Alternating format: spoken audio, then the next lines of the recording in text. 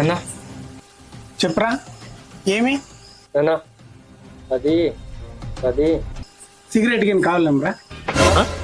అది కాదు నాన్న, డబ్బులు గిన్ కావాలేమ్రా? అది కాదు నాన్న. మరి ఇంకేందిరా నీ బాధ?